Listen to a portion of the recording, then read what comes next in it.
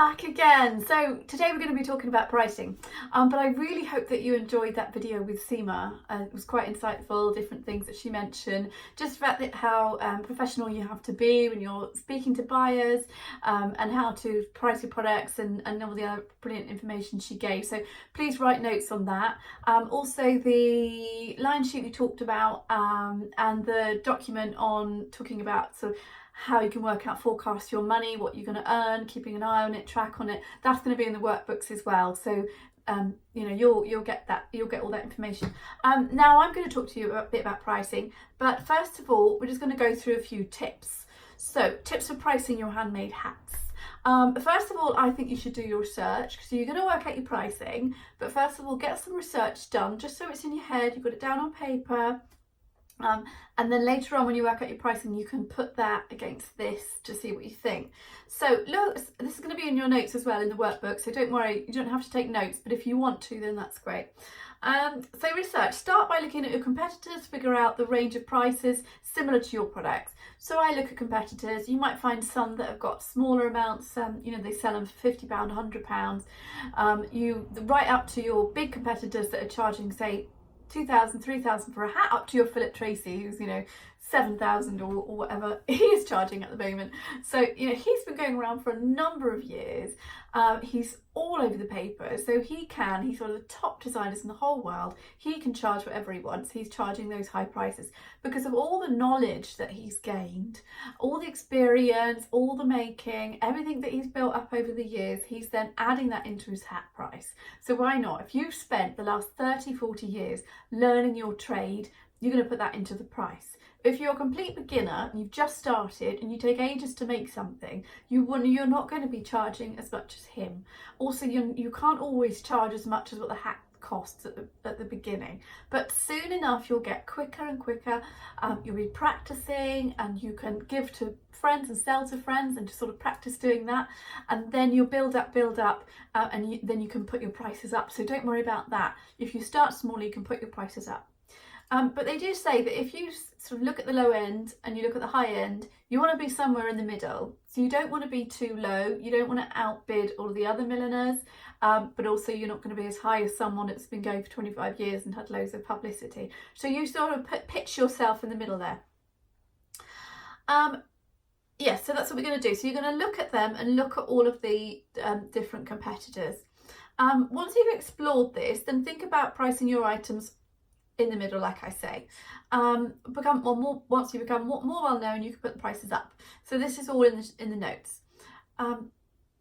Materials as well. So if you're charging a lot, say a milliner is charging quite a high price, they might be using really expensive fabrics. You can put diamonds in and you have to charge for that. So if that's what the customer wants and that's what the customer's going to pay for, you might be hand making, or that milliner might be hand making all of those flowers herself. So then that's going to cost a lot of money, him or herself I should say.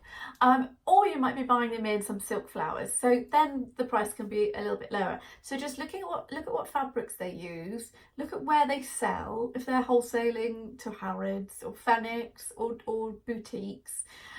Look at different competitors, looking at the fabrics, have a look at them on Facebook, see what they do, have a look at their website, see how much press they've got, and then just try and gauge where you are to where they are. Just to work out. So this is good to be keeping this for later.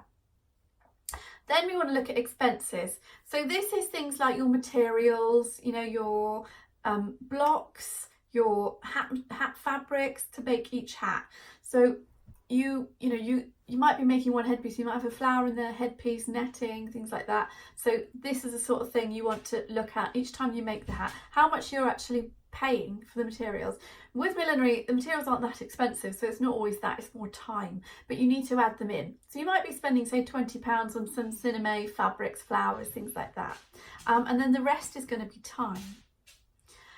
So time wise, you might say charge you might take about 6 hours to make a piece. So I always think a headpiece takes me about 6 hours. A ascot hat will take me at least 2 days, if not 3. But you've got to include the time of seeing the client, so that's always an hour, and then there's another meeting, so that could be another hour. There's emails on top, so you add that in. Also, you're not making all day, so I might make for 3 hours and then do something else and then make for 3 hours the next day. I can't charge that as 2 days. I'll have to actually add up how many hours I spent on that hat exactly. So say if I've done, 6 hours on a piece, you could say £60, but I would actually, that's only giving you £10 an hour. I would give yourself between 15 and 25, like Seema said. At the beginning, you might want to say about 15, and then you can higher the price to about 25. But if you start off maybe at 25, you might find that it's quite a lot with the how long it takes. If you're taking 20 hours to make a headpiece, then it might be because you're newer and you're not as fast, so it might take you longer. So just bear in mind that when you're quicker, it will the time will be shorter. So you wouldn't be charging so much. So don't feel that right now, if you're new, that you should be earning. If your hat ends up being £500 and you think, well, I'm not getting that, don't feel disappointed, because you are going to quicken up with what you're doing. So look at each hour that you spend on your craft. This is the most challenging factor in pricing your hats and how much time is worth. Get a handle on the fair approach. Ask a few questions to different people. If you come up with your sort of your hourly wage, then just have a think and have a look at competitors and see what they're doing. Also, you, like I say, you're adding up your time, so you might be multitasking, so you've just got to keep an eye on it. You might want to just write down for a whole week exactly what you're doing every day, and maybe you're just making hats in the evening. Do you then want to write down how long it's taken you to do each thing, how long it takes you to make a flower, how long it takes you to block a headpiece or an ascot hat, and just write these figures down, and so you can just keep that for a reference. So at the end of the week, you can see how long you've made on hat, how long it's taken you to make things with hats, how long you've been on emails, how long you've been choosing the fabrics, how long you've been going on Google for looking for the latest thing and the best flower, the best netting, things like that, and just see where you can tweak, where you can save time. Also there's PR, so maybe you spent time on PR. Write all of this down, and then you can work out how long you're making that hat for, because you might only be, if you're doing it full time, sometimes you're only making hats for 2 days a week and the rest is all marketing, so you've got to take that into account. So consider your time. Have I missed something? Right, so consider your time, take into account the cost of supplies, your research, so you're going to be researching other experts and seeing how much they're charging, and expenses. So your expenses are things like electric, sundries, maybe the cost of the rent of the actual space you're in. You might be working from home, but you also want to add in the cost of a studio, because later on you're going to be going to a studio at some point, hopefully, and then you're going to have to pay for that. So you might want to add a little bit in now, so that when that comes, you're not hiking up the prices a lot. You can just, if you can, add in a little bit. So expenses, if you can work that out by writing everything down, so you might pay £30 a month for your electric, then you've got your rent, then you've got your hat boxes, you might travel a bit, all these different factors that you think, insurance, that sort of thing. So these little things that are all business orientated. Work out how much you spend in a month, and then divide that again by days. And then how many days do you actually spend on making hats? How many hats do you spend a week? And then you can divide it by those hours of making that hat. Or if you want to, you can just divide it into hours. So you can divide it over the 36 hours a week. So you can divide it up, and then you can come up with a price. And then this is roughly around £10 per hat, maybe, that you want to add on. Sort of £10 to £12 that you can add on. So then we'll come to formula. But just before that, so like I was saying, pricing, you want to record everything, how long it takes, you want the materials, you want the costs, you want if you're outsourcing and you're paying for anyone to do things for you, so how much does that cost? this way you can then understand the cost and how much it will cost to make it again, because so it's good to be sort of registering all of this and writing everything down, so that then when you've made that hat, you've finished it, then you know how much to sort of charge for the next one. And if you go back and if a client says I want this headpiece, you sort of know. And if it's the ascot hat, then you can get the price of that, and you can put it against the price of the headpiece and see how longer it takes to make the ascot hat. Okay, and then when you're working out your pricing, you want to work out your wholesale price, and then you're going to work out your retail price. So the way we do this is the cost of time. So it might have taken you 5 hours, it might have taken you 1 hour. Then you want to add in your cost of materials. So this might be £20. And you're going to add that together. So imagine that comes to £50. It's probably going to be more than that. But if you've spent, 1 hour or 2 hours on it, and then spent £20 on the fabrics, then that's going to be £50. For the wholesale price, you're then going to double that. So that's going to be £100. So this is what you're going to sell it to the shops for. Then the shops are going to times that by 2.5, sometimes 2, sometimes 2.5. Harrods, places like that, are going to do it by 3 at least. It may be even a little bit more, but you don't have to worry about that yet. But if you do it by 2.5, 2 or 2.5, then you can work out. So say we've got a hat that's £100, we're timesing that by 2.5, then that hat is £250. It has to be worth that much, it has to look like it's worth that much. And this is what you have to sell it for, really. Because if you're selling it wholesale to a shop, you can't then be selling your hat £100 and they're selling it for £250. You need to be selling it for the same price as them. So your cost price is £50. And then you're doubling that, so you're getting a bit of profit, which is your £50. And then the shops are putting 2.5 on that. So you're making a bit and they're making a lot. But they need to cover all of their expenses and all of their shop, and that's why they do that, and that's why they put it up. If you have your own shop or you're selling to your own client, you can try and sell it for the same amount, and then you're selling it for 250 as well, and that's brilliant. So you're getting a lot of profit. Also, Seema was talking about a contingency fund. So you could, if you want to, then add on an extra 20% on the top of that. So when you're selling to a wholesaler, she was saying that they have a price list and you have a price list. They have the price list, which was a 250 plus the 20%, and you have the price list, which is a 250 and then the 20% next to it. And then that 20% can be wavered. So if they're saying, well, this is too much, then you can bring it down by 10%, or you can bring it down by 20%, and you're still making your profit and you're still making a good markup on it. Even with friends as well, if you just then reduce it by the 20, you're still getting your own money, but you've also taken a bit off for them. It depends, like I said earlier, on the actual market and what people are selling things for, because you might work it out and then be like, oh, this is 500, 600, 3,000 pounds, this is too much, and then you need to adjust it. So it's not an actual art. It is more of an art. It's not just a formula that you're just going to work out and stick at. You have to then work that formula out and then look at the competitors, see where you are and see where you're happy. The only thing I don't want you to do is to sell your hat for say £50 because you've just started out and it's only just covering your fabrics and you're not making any money or any profit on it.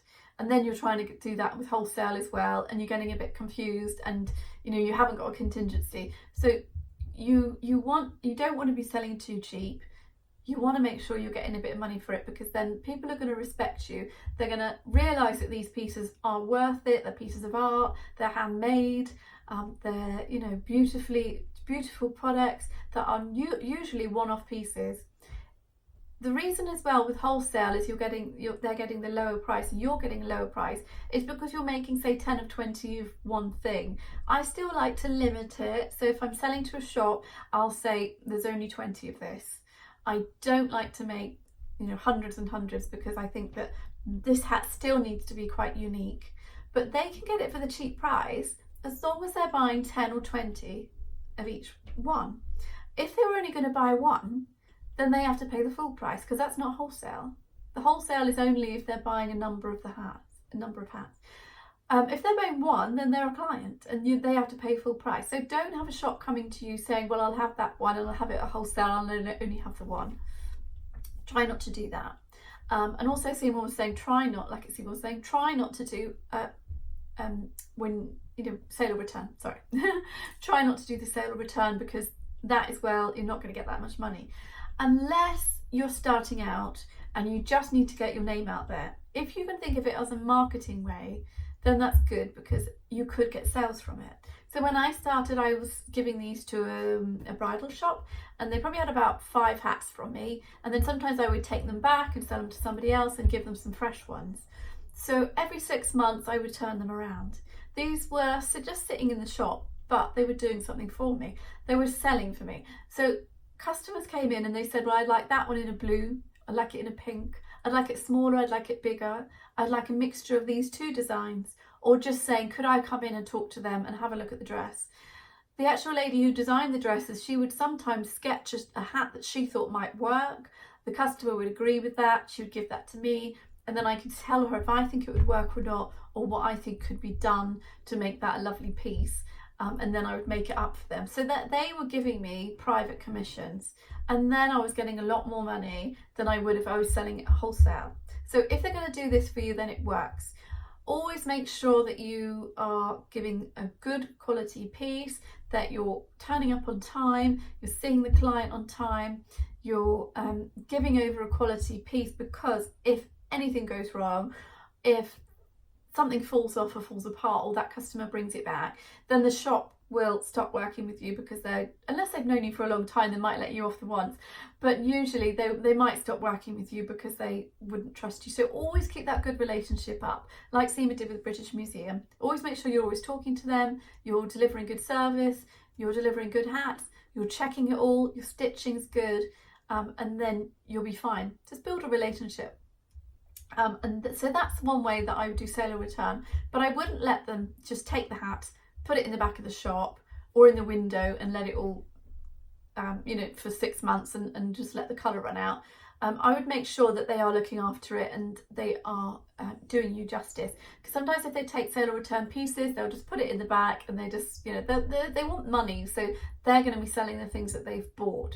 That's what they want to shift first, and yours is second. So that's why sale or return doesn't always work unless you can put it into your marketing strategy. So to go over that again, you've got to work out your wholesale price. To work out your wholesale price, you've got to do your cost, your time, your materials, and then you double this for wholesale, and then you add 2.5 on for the retail price.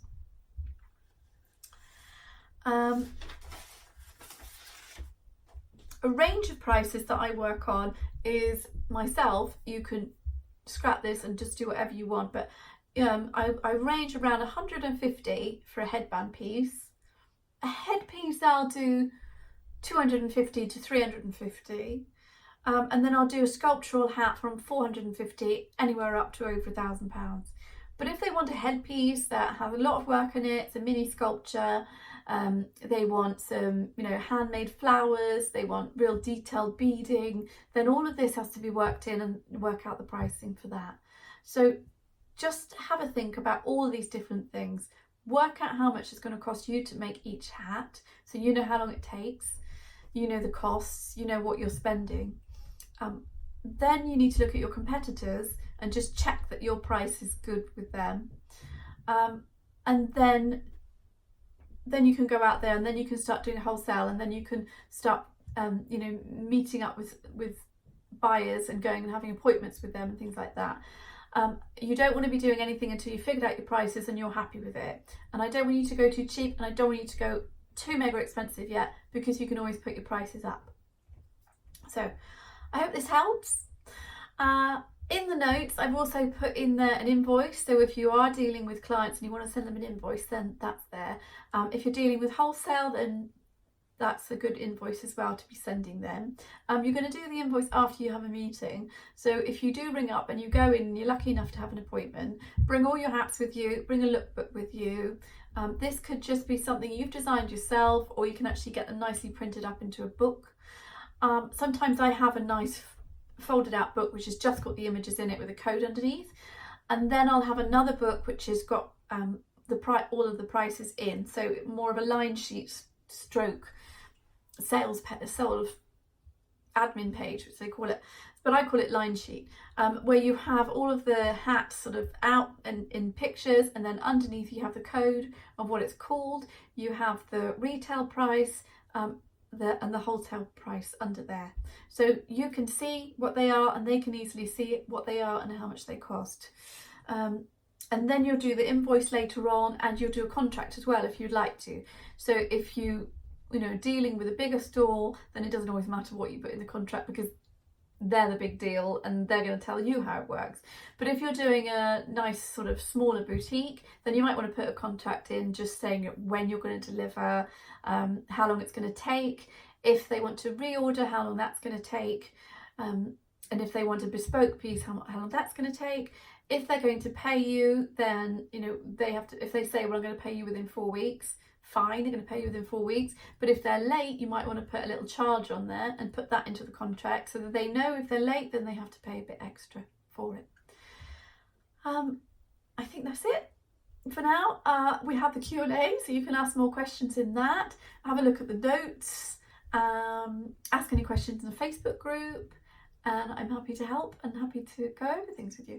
Now, the next few videos you're going to listen to are on about money mindset. So this is really important as well, that you need to actually feel confident in what you're doing, confident in what you're selling. And this is why you need money mindset, because there may be blockages and things from the past that are stopping you putting your work out there. And as designers, we're not very good at putting ourselves out there in front of people anyway. Sort of saying, here I am, you know, buy my stuff. It's quite difficult to do that. So this will help you feel confident in yourself to put it out there. But it's not really about confidence, it's more money and money mindset, and actually sort of figuring out what it is that you want to earn in the future and helping you get there. Getting the right mindset is 80% of it. If you don't have that, then you're always going to be battling with yourself and you're never going to get any further. So the next one is with Louise Howard. I hope you enjoy that, and we're also going to meet her in the Q&A, so you can ask some questions then. Thank you.